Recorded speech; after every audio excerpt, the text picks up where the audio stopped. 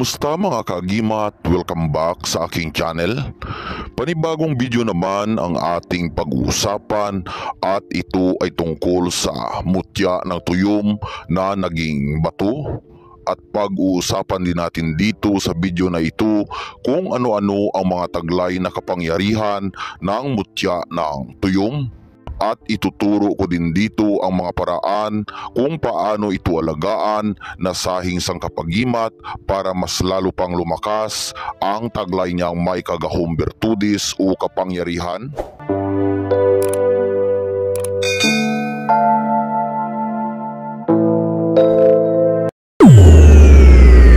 Agima 13 GM Babaylan 1.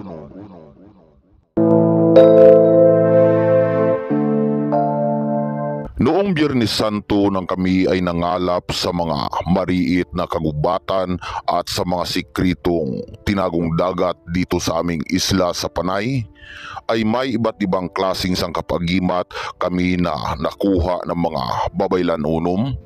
At isa na nga dito na sangkapagimat naming nakuha sa mariit na tinagong dagat ay ang aura ng sangkapagimat na mutya ng tayong o tuyom na naging bato mga kagimat, or sea urchins naman kung matawag sa wikang Ingles, at may marami pa itong mga katawagan sa iba't ibang kawikaan.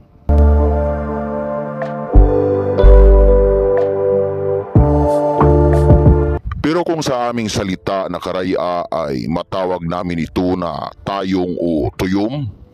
Ang mga tayong o tuyom ay naninirahan sa baybay o karagatan. Mahilig sila sa mga tabang o maasin nga tubig. Ang mga tayong o tuyom ay karaniwang may pabilog na katawan na napalibutan o natatakpan ng mga tarawis o matutulis at matatalim na mga tinik. Mabagal kung gumalaw ang mga tuyom at gumagapang ang mga ito na ginagamit ang kanilang turutubo o mga tubefit. At kung minsan ay itinutulak ang kanilang sarili gamit ang kanilang mga matutulis na mga tinik o spine. Alam niyo ba mga kaagimat na ang tuyom na naging bato ay may pinakamabisang kapangyarihan, agimat sangkap para sa malakas na rebelta sumbalik?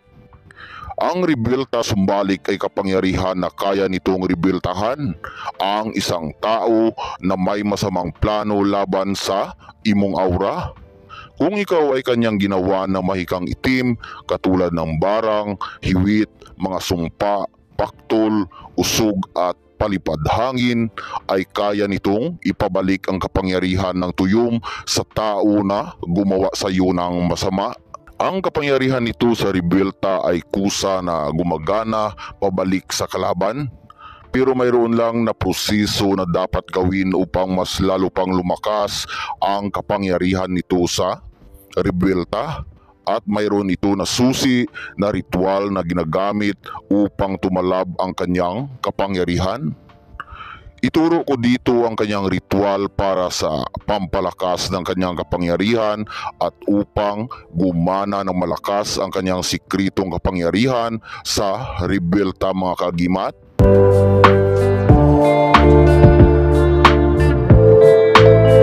Kung mayroon kang ganitong agimat ay magagamit mo itong ritual na aking ituturo at mapagana mo ang kanyang kapangyarihan. Pero kaunting paalala lang na gumagana ng malakas ang kanyang kapangyarihan kapag ikaw ay inuunahan ng kalaban mga kaagimat. Isulat lang ito sa papel ang ritual at gamitin na pangsulat ay ballpen na kulay pula mga kaagimat. So ito po ang ritual mga kaagimat. Perdum igum igusum, perdilum agnum igusum, misum sirim ihum, rebelta nga gahum igasilot sa nagahimo sang kadu kontra sa akong aura tanan nga mga irihis rebeltahan igum igusum salibum akuham krus binikus ikrus ihirus aksa hum.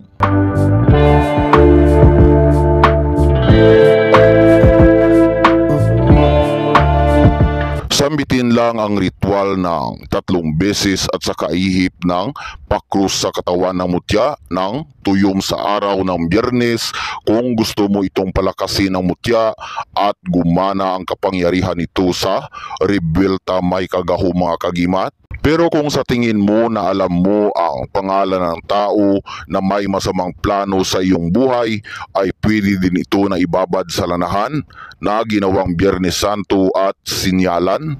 Pwede din na gamitin na lana ay ang Rebelta Oil Babaylan o di kaya ay Divine Oil Aura Babaylan, uno mga kagimat. Ibabad ang mutya sa lanahan, ilagay sa garapon o baso at saka isulat mo ang ritual na yan na rebelta na tinuro ko. Isulat mo ang ritual sa kabila ng papel at sa likod naman ng papel ay pwede pangalan ng tao na may masamang intensyon laban sa iyong aura o masamang plano laban sa iyong buhay. At ang tao na iyon ay maribeltahan sumbalikan ng kapangyarihan ng mutya ng tuyom.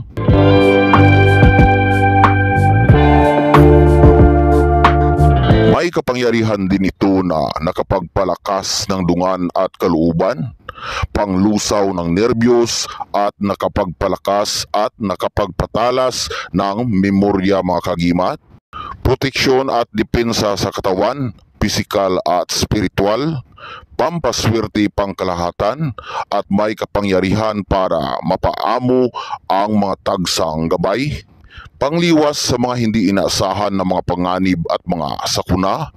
Ang sangkap na ito ay ginagabayan ng mga engkanto putian.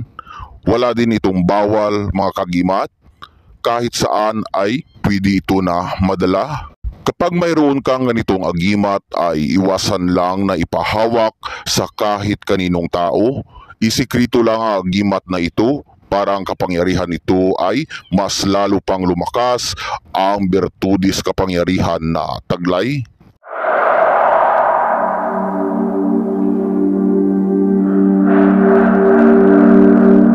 Sa pagtatapos ng ating video ay muli po akong nagpapasalamat sa inyong mga kagimat. Naway pagpalain tayong lahat ng mga putiang aura at mabubuti ng ating dakilang Diyos makapangyarihan.